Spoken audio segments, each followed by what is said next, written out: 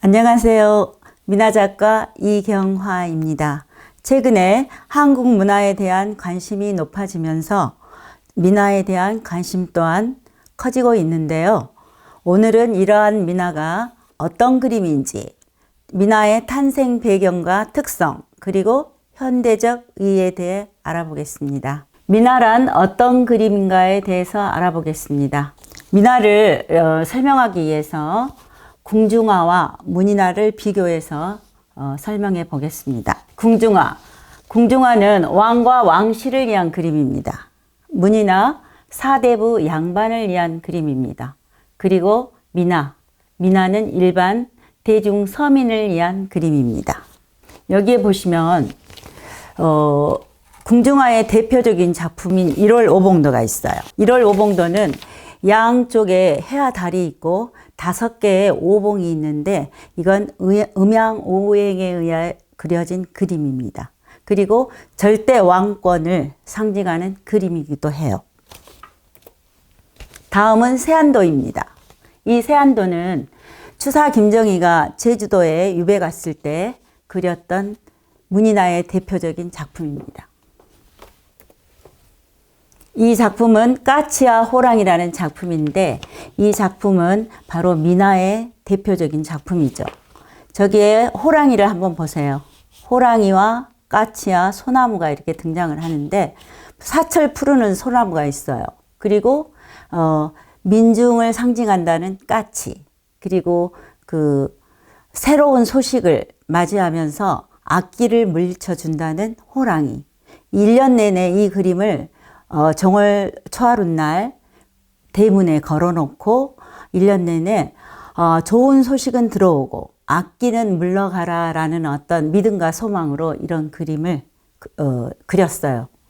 이게 대표적인 미나 작품입니다. 그럼 다음은 여기를 보시면 미나는 궁중화와 문이나 이렇게 서로 상관관계를 가지고 있는데요. 처음에는 미나는 궁중화로부터 영향을 받았고 또 문이나로부터 영향을 받았어요. 그리고 조선 후기에 가면서는 미나는 또 궁중화나 문이나의 영향을 역으로 주었죠. 다음은 미나의 탄생 배경에 대해서 알아보겠습니다. 당시 조선은 전통적인 유교 이념이 약화되고 실학이 유행하면서 실사구시에 의한 그 사회의 변화가 생기게 되었어요. 그러면서 농업과 상업이 발달하고 부유한 서민 계층이 등장하게 되었죠. 이러면서 우리도 좋은 그림을 한번 가져봐야 되겠다. 또는 양반들이나 왕족에서 가지고 있는 그 어떤 기물들을 좀 가져보고 싶다라는 이런 욕구가 많이 생겼어요. 그러는 과정에서 도화서 화공들이 서민들을 위한 그림을 제작하기 시작했어요. 왜? 부유한 서민 계층이 등장하면서 서민들한테도 그 돈이 많아지고 부유해지고 이러니까 왕족들이나 사대부들이 가졌던 그림들을 소유하고 싶은 욕구가 생기면서 도화서 하원들은 이제 양조가 쇠퇴하면서 궁중에서 이렇게 다 나오게 되는 경우가 많았어요. 이런 화공들이 새로운 신흥 계층에게 수요에 맞는 그림들을 그려서 보급하게 되었죠. 그리고 그런 것들을 서로 팔고 사고 하는 것이 바로 광통교 부근이었어요. 지금 이 사진은 광통교의 그림이에요. 풍경을 그려놓은 그림이에요. 지금 청계천 부근에 있는 곳이 바로 이제 광통교인데 이 풍경을 한번 보세요. 이 풍경 속의 그림에 보면 강을 중심으로 해서 양쪽으로 귀화집이 이렇게 즐비를 하고 그리고 광통교라는 다리가 있어요. 그 시대의 어떤 이 귀화집들은 요즘 말하는 핫플레이스라는 거예요. 핫플레이스. 그래서 저기에는 많은 상점들이 즐비했고 여기에서 이제 그림 상점도 열렸어요.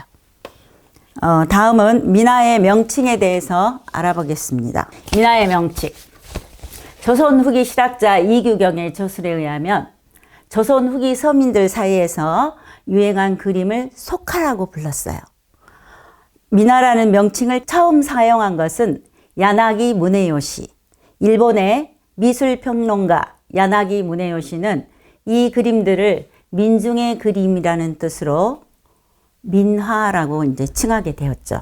그런데 1970년대 이후 민화 연구가 김호연은 한국의 미감과 정서가 담긴 그림이라는 뜻으로 결의의 그림이라고 칭하면 어떨까 하고 제안을 했어요.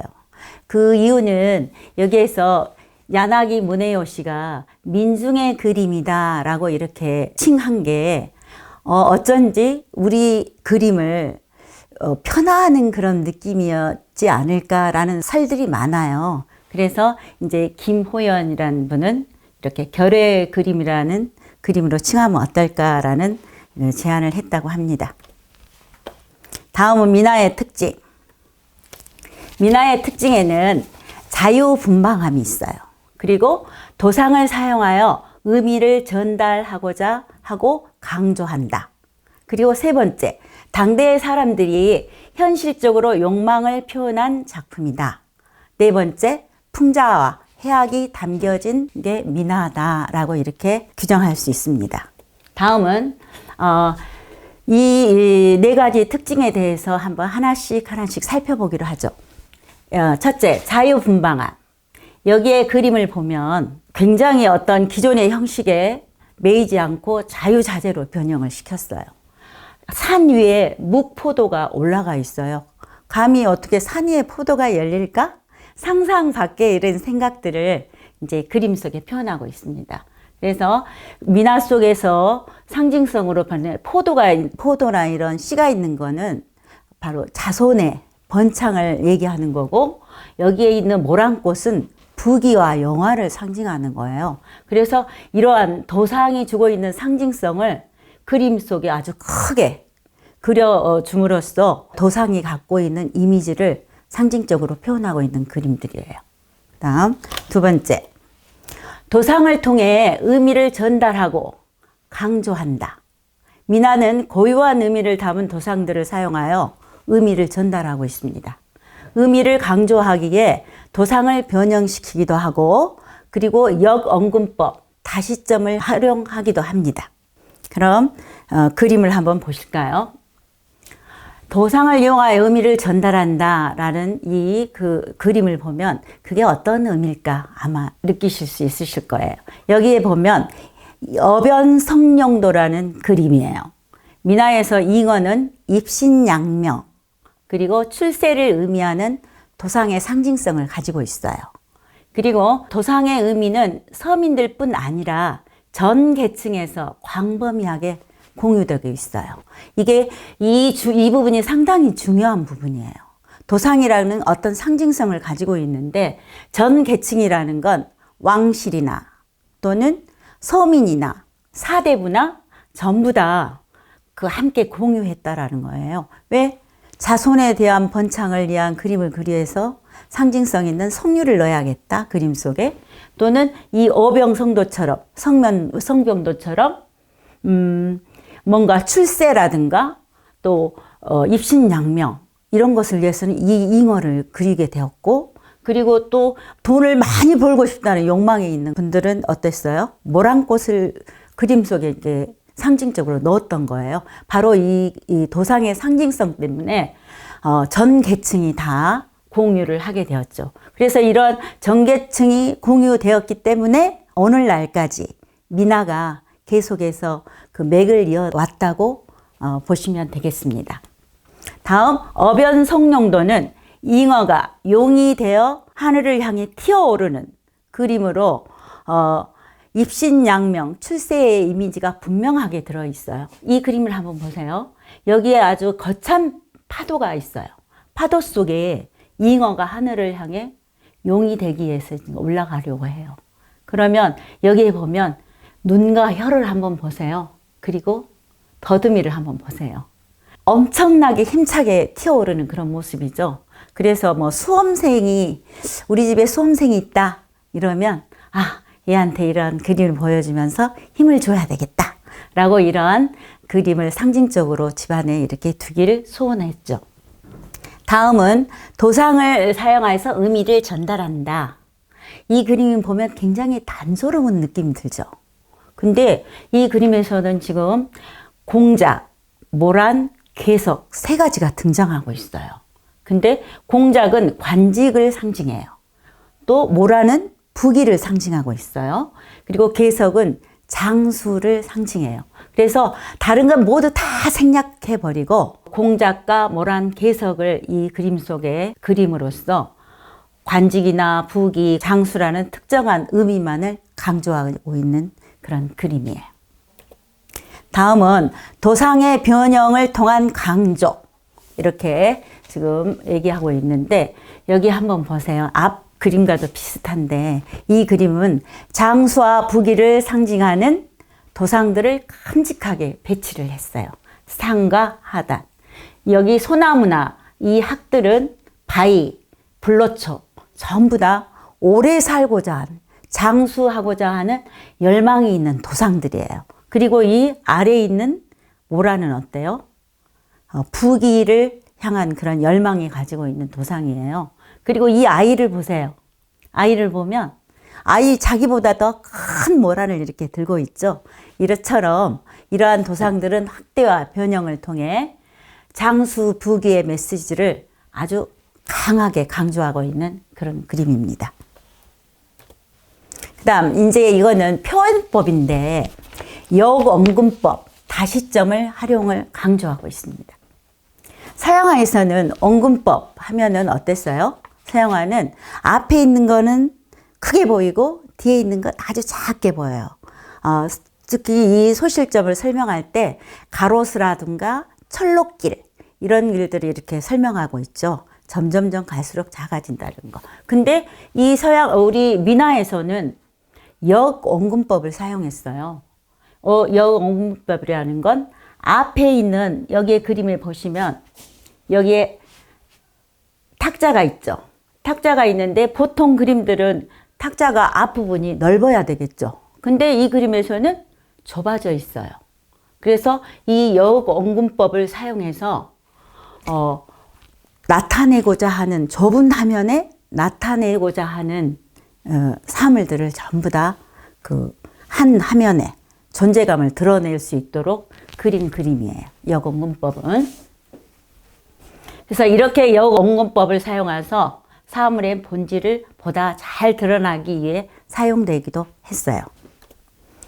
그럼 여기도 역시 마찬가지로 역언금법인데 전 작품에서 설명했듯이 역언금법을 보시면 위에서 바라보는 모습, 또 정면에서 바라보는 모습, 또 측면에서 바라보는 모습, 3면이 다 이렇게 보여지고 있는데 보통 그림에서는 3면이 바라볼 때 다 시점을 한 시점으로 놓고 보는 거예요. 그러면 다 위에서 바라보는 모습이면 전부 다 여기 바닥이 위가 보이고 또 위가 다 보이잖아요. 근데 이 그릇을 한번 보세요. 이 그릇을 보면 이 그릇에는 어때요? 위에서 분명히 바라봤을 텐데 바라보는 시점이면 위가 보여야 되는데 측면이 보여지고 있어요. 이렇게 각각의 아름다운 본연의 모습의 특징을 좁은 공간 안에 다 보여주고 있다라는 거죠. 다음은 역언금법을 여러 가지 활용법을 이제 시점으로 분홍색 이렇게 화살표가 있죠. 이 분홍색 화살표는 바로 시점에 대한 표시를 방금 앞에서 두 작품을 보면서 감상하셨잖아요. 이 부분을 위에서 바라보는 모습, 또 이 배 좀 보세요. 배가 들어있는 그릇, 옆에서 정면에서 바라보는 모습으로 이 정면에서만 볼 수 있는 이 문양이나 이런 아름다움을 보여주고 있습니다. 그리고 이제 세 번째로 당대 서민들은 현실적인 욕망을 그림 속에 다 표현하고자 했어요. 그런 그림으로 한번 살펴보죠. 지금 이 그림은 호피 장막도라는 그림이에요. 이 그림은 귀중한 물품을 소유하고자 하는 욕망을 이 그림 속에 고스란히 담고 있어요. 그리고 특히 여기에 있는 커튼을 한번 보세요. 이 커튼은 그야말로 권력의 상징이었어요. 권력의 상징이어서 왕의 용안을 그린다. 이럴 때는 반드시 커튼을 쳐요. 근데 이 그림은 무신들이 원래 8마리의 호피로 이렇게 큰 커튼을 그렸대요. 근데 그 어떤 분이 여기에 있는 우리도 문물을 겸비한 그런 훌륭한 인품을 가진 사람들이다 라는 그런 어떤 욕망을 표현하기 위해서 이런 책거리를 이 속에 그려 넣었다고 해요. 그래서 호피 장막도는 아주 귀중한 물품이나 또 어떤 욕망을 고스란히 드러내고 있는 작품입니다.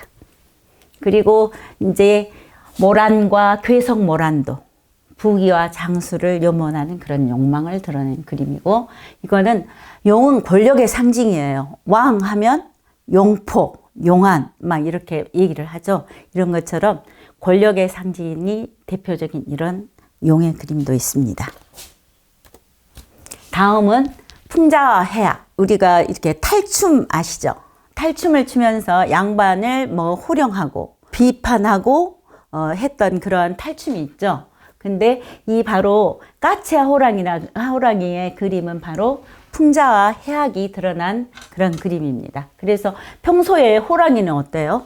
굉장히 무섭기도 하고 위험이 있는, 그리고 권력의 상징적인 용 다음으로 그 도상에서 권력의 상징적인 인물이라고 이렇게 얘기를 하고 있어요. 그런데 이 그림에서 보면 까치가 호랑이를 향해서 이렇게 바라보고 있어요. 근데 왠지 까치는 굉장히 근엄한 모습을 보여주고 있고, 호랑이는 뭔가 불안하기도 하고 놀란 모습으로 이렇게 보고 있는데, 바로 부패한 관료를 향해서 까치가 지금 뭐라고 지금 그 얘기를 하고 있는 그러한 그림입니다. 그리고 여기에 있는 이 호랑이 얼굴들, 일부러 제가 재밌고 우스꽝스러운 호랑이 얼굴만 좀 모아봤어요. 그런데 여기 보면 우리가 호랑이의 위험 있는 모습보다는 어린아이 같이 우매한 그런 모습들이죠.